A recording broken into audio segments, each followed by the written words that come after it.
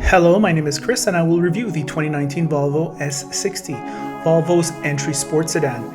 It is available in 3 trims: base, a sport, and a luxury model. We have the sport model and it starts at $52,400 Canadian, though this one is optioned up and it prices for over $60,000 Canadian.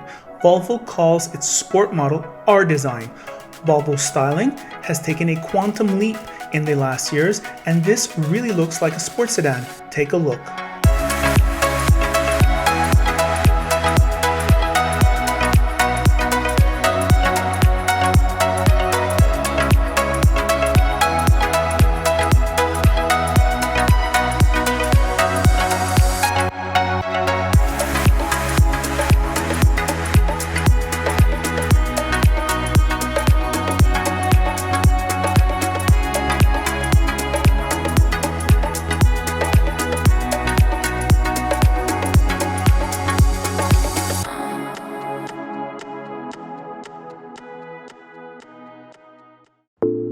On the inside, it is a familiar story, and Volvo's design is pleasing, though the competition is catching up. In the back, the room is sufficient for the compact category. At 5'9", I was fine. The panoramic roof is a nice touch. In front, the Volvo design language is evident. Volvo, instead of making many different interiors, have really made one interior for all its cars and SUVs, and that is an interesting strategy. On one hand, it saves them on design, so they put the money in the content.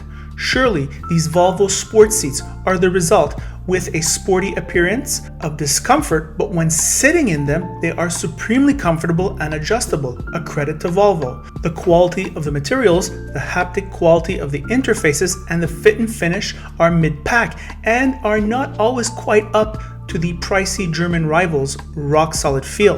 The infotainment is a beautiful and complex screen which adorns all Volvo products. Slick touches include the digital gauge cluster, which is pleasing to look at, and the 4-zone climate control. Pretty awesome. The room is what you'd expect, and the steering wheel is fantastic, a joy to hold in the hand. The Bowers & Wilkins sound system is expensive at $3,750, but just tick the option, it's worth it. I have yet to meet somebody who has regretted paying extra for good sound in any vehicle. You won't in S60. The real above average performance is this lovely suspension, which managed an incredible range of comfort on bumpy roads and inexistent lean in corners, and that was reassuring when you consider that this is a sports sedan. This 4-cylinder supercharged and turbocharged engine is amply powerful, and the Volvo website is not user-friendly in terms of getting its specifications. Volvo has to work on that. Fuel economy is 11.1 liters in the city and 7.3 liters on the highway, which is 2132 mpg, undreaded premium fuel. Wiki says the T6 S60 makes 302 horsepower and 295 pounds of torque. Here are my thoughts on the road. Hello car lovers, driving the 2019 Volvo S60. This is the R design model, T6. What about this vehicle? Well, in this vehicle, the competition is tremendous. You have 3 Series, C-Class, A4, Lexus IS. These cars are awesome. Really awesome on the outside, really awesome on the inside. So what does this car bring?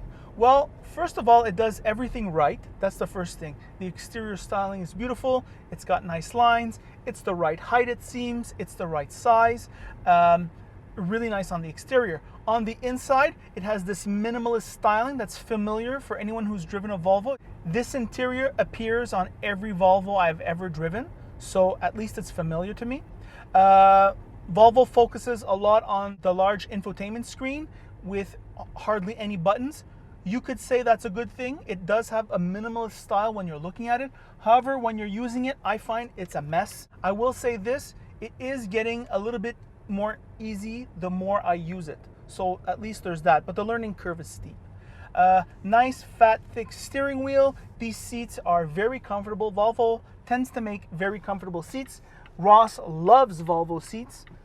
Perhaps I not as much, but they're still awesome. These ones here, they may look kind of bolstered, but when you're sitting in them, you feel great.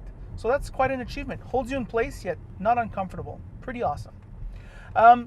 where does Volvo stand out? You have to stand out in this class, whether you're the C-Class with its awesome exterior, whether you're with the BMW 3 Series, which is really a great all-arounder also. This car, in my opinion, stands out with its suspension settings. I'm driving now in comfort mode, and I can tell you right now, I have rarely seen such a forgiving suspension that stays so flat in corners. It's actually kind of amazing. And that's where I think this vehicle's strength is. So that's where it stands out. What about this engine? This engine is sounds complicated because it is complicated. It's turbocharged and it is supercharged. It's a 4-cylinder, but it pulls pretty good. The transmission is very reactive, even in comfort mode. I passed somebody on the highway just before and it was very sprightly, I'd say. I think it competes favorably with other 4-cylinder turbos in the category. There is a complexity there, though, that I find a little bit unnerving, supercharged and turbocharged, but it gets the job done. So, recommendable on the lease, of course. If you can get the 4-year, 80,000 kilometer lease, I think this car's sweet spot. I would not recommend it on the purchase, nor would I recommend any of its German rivals, to tell you the truth. So that's not new for the category. Another thing about this Volvo is that Volvo really makes their press fleet available to YouTubers, and that shows you a confidence in their product, and that confidence is well warranted. Well-rounded car, once again, with a wonderful suspension, a really awesome suspension. I'm driving in Montreal's shitty roads, and it's really doing a good job. And that is the review. By the way, if you like this video, like it. If you don't like it, don't like it. And if you really like it, you should subscribe. And that is it.